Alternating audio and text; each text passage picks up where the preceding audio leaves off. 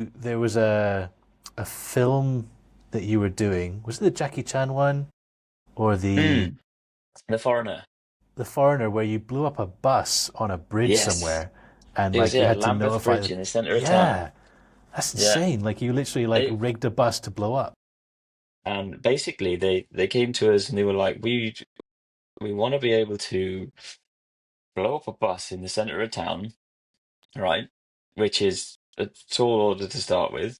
They wanted to blow it up in a very specific way, so they wanted the roof to like peel off. Um, and there's a lot of hoops you have to jump through to be able to do that in the centre of London. And one of them is that we couldn't use any liquid fuel or anything like that.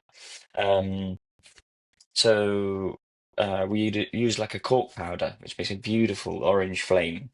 Um, and we had to basically, we got this bus in into the workshop, and we spent a couple of weeks stripping it all out back to a complete shell. Needed to still be able to drive, and then we had to reinforce it because the lower deck of the bus had to have about 20 stunt performers on it. So the Jeez, bus people. itself Wow. was actually had people inside it when it exploded, um, which was crazy. Yeah. So we had to completely strip it all the top deck out, weld in reinforcements to strengthen the floor, and also to give you something to work off to put all of the mortar pots in. So I think we had something silly like 20, 30 mortar pots in there, all doing different jobs. So some of them were there to you filled them full of sand, and that sand helps like push the bus apart. And then after that's gone off is when you ignite the ones to make the fireballs. So it's a very, very specifically timed sequence. I think there was something silly like 250 cues in the bus to because you had to smash all of the windows. Yeah. We had ratchet straps that were holding the roof down while it was driving, so you had to blow up the straps to make it so that was free, so that then the sand mortars could lift the roof up, Oh my and God. then the fireballs could then come out through the roof. Um, so yeah, and the two guys, uh, Toby and Joe, the ones that had to set off the explosion, they were both on the bus because you had to have line of sight. You had to know it was going to be safe, that everything was okay. You cannot do that from a video feed if anything goes wrong. Yeah, yeah. So they had to be downstairs on the bus, waiting for a very specific lamppost to go by, and then that's your go.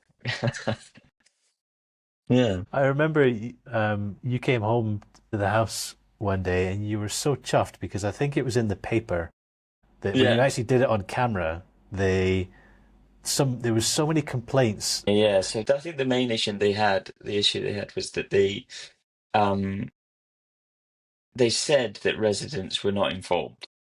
Now, 100% all of the residents in the local area were informed. It was very, very well closed off. There was a massive radius where people weren't allowed in.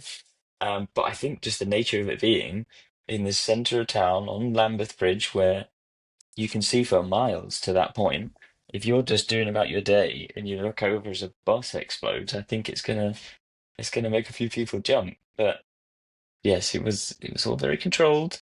Yes, no, no, I was very Um, professional. Yeah, yeah, yeah, but it was quite, it was very far. I was stood on the bridge when it went off, and it was incredible to witness.